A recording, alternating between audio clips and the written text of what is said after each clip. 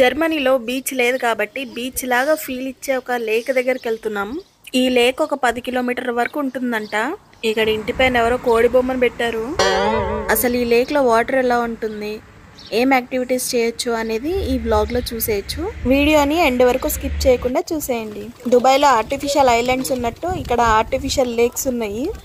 అందులో ఇప్పుడు మనం వెళ్ళేది ఒకటి. దీని పేరు కాస్పుడెనర్ సీ, కాసి అని కూడా అంటారు. ఇక్కడ అందరూ బిందాస్గా ఏజ్ తో సంబంధం లేకుండా చక్కగా సైకిల్ దొక్కుతూ హ్యాపీగా రైడ్ ఎంజాయ్ చేస్తున్నారు. కొంతమంది పిక్నిక్ చేసుకుంటున్నారు. ఇక్కడేమో కొంతమంది బాల్ తో ఆడుకుంటున్నారు. ఇక్కడ ఇదైతే హోటల్ కమ్ రిసార్ట్ లాగా ఉంది. ఇక్కడ ఒక ఐస్ క్రీమ్ బండి. మనం ఇంకొంచెం ముందరికి వెళ్దాం రండి. ఇక్కడ చాలా మంది cycling, water surfing, boating, kayaking లాంటి యాక్టివిటీస్ చేయొచ్చు. మనకు కావాలంటే హవర్లీ బేసిస్ కింద ఇక్కడ రెంట్ కూడా ఇస్తారు. ఇక్కడ ఫుల్ గాలి వల్ల ఈయన పారాసైలింగ్ కూడా చేయలేకపోతున్నాడు. ఈవిడ తిప్పలు చూడండి, బోట్ తో వాటర్ లో పెడలింగ్ చేసినంత సేపు బాగానే ఉంటుంది. ఇంటికి తీసుకెళ్లాలంటే మోసుకెళ్ళాలి. ఇంకా మనం కూడా ఆలస్యం చేయకుండా వాటర్ లో దిగిపోయాము.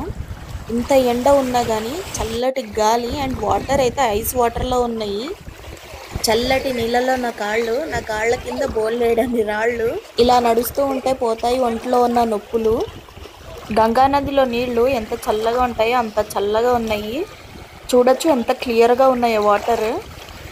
అసలు ఇక్కడ ఆర్టిఫిషియల్ లేక్ అనేది ఎలా ఫామ్ అయిందంటే 1970s నుంచి 80s వరకు ఇక్కడ కోల్ మైనింగ్ జరిగేదట. 1993లో ఇక్కడ బాగా ఫ్లడ్స్ వచ్చి ఇక్కడ లేక్ కింద ఫామ్ అయిపోయింది. అలా ఈ లేక్ నుంచి చాలా కెనాల్స్ కి కనెక్టివిటీ ఫామ్ అయింది. ఇదేంట్రా బాబు, నీళ్ళు ఇంత చల్లగా ఉన్నాయి. గాలి వల్ల కింద పడి ఫుల్గా తడిసిపోయాను. అమ్మో చలేస్తుంది, పట్టుకోనాన్న నన్ను. అసలు వీళ్ళెవరు తడవకుండా నన్ను తడిపేశారు. కొంచెం నీళ్ళు మా అక్క పైన కూడా పోసేయాలి. మా అక్క పైన నీళ్ళు పోద్దాం అనుకుంటే మళ్ళీ నేనే పడ్డాను. ఈసారి మొత్తం తడిసిపోయాను. నిండా మునిగినోడికి చలేంటి కానీ నేనన్నా ఎంజాయ్ చేస్తాను.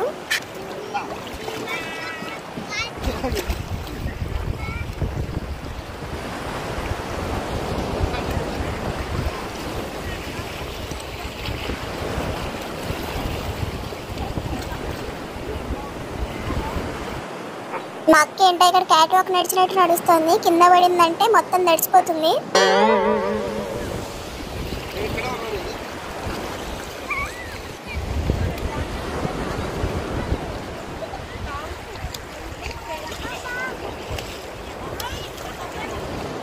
అమ్మో ఎవరు కుక్కను కూడా తీసుకొచ్చారు ఇక్కడికి.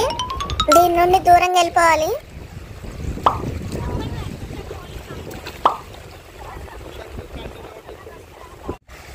మా వాడి ఇక్కడ నది స్నానం చేసినట్టుగా మొత్తం స్నానం చేసేసాడు.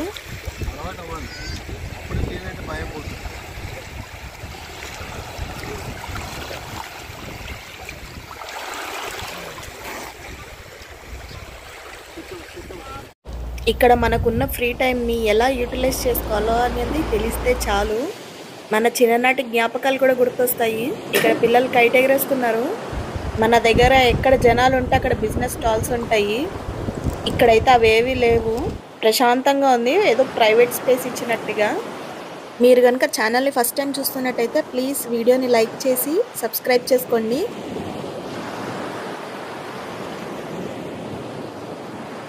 హోప్ మీ అందరికీ కూడా ఈ వ్లాగ్ నచ్చిందని ఆశిస్తున్నాను. మళ్ళీ రేపు కలుద్దాం. జై శ్రీరామ్.